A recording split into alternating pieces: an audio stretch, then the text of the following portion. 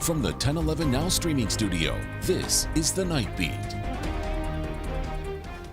Good evening, I'm Danielle Shenk with your headlines for Wednesday, April 2nd. President Donald Trump announced sweeping new tariffs today, calling it Liberation Day. He's imposing a 10% tax on all imports starting April 5th, with higher rates for the worst offenders on April 9th, like Cambodia, who will face a 49% tariff. Democrats criticized the move, warning of rising costs for consumers. Trump has already imposed 25% tariffs on steel and aluminum. A 25% tax on foreign cars takes effect Thursday, with auto parts tariffs expected by early May. Back in Lincoln, a citywide manhunt for 43-year-old Clinton Molman ended last night after several hours. Today, he made his first court appearance. Molman faces multiple felony charges, including resisting arrest and drug possession, after police found him sleeping in a car near 20th and South with a meth pipe visible. When asked to exit, he fled, injuring an officer with broken glass. A nearby crash was reported, but Molman evaded capture, leading to Prescott Elementary being placed in secure mode twice. He was finally arrested near 24th and B Streets around 7 p.m. His bond is set at $45,000.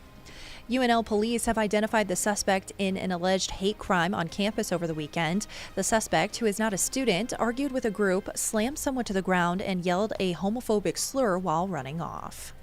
A 17-year-old Waverly High student was cited after a loaded handgun and 60 rounds of ammo were found in his vehicle.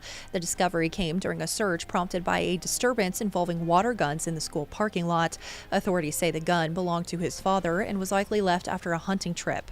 The teen was cited for felony firearm possession and other charges, then released to his parents. At the Capitol, Nebraska lawmakers aim to balance the budget without major agency cuts, keeping most funding flat.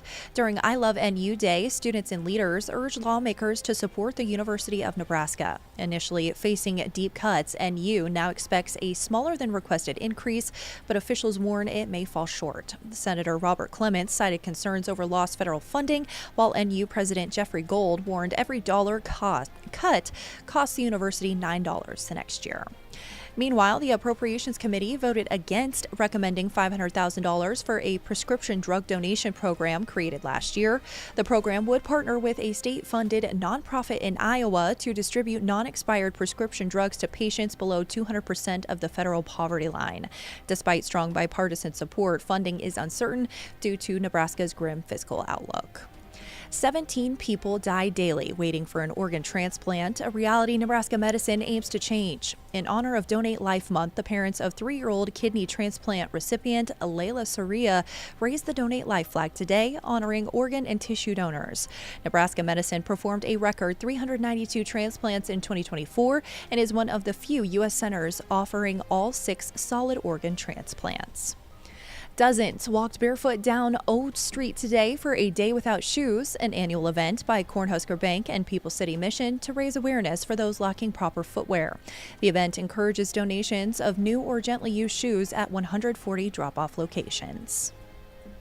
You have kids that are outgrown shoes, holes in their shoes. They don't get to go pick new shoes. So to see their faces light up when they walk in that day, to be able to pick any shoes that they want, it makes it all worth it.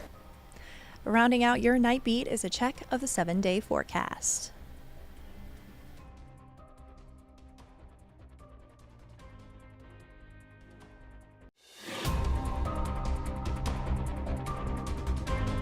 You've been listening to The Night Beat.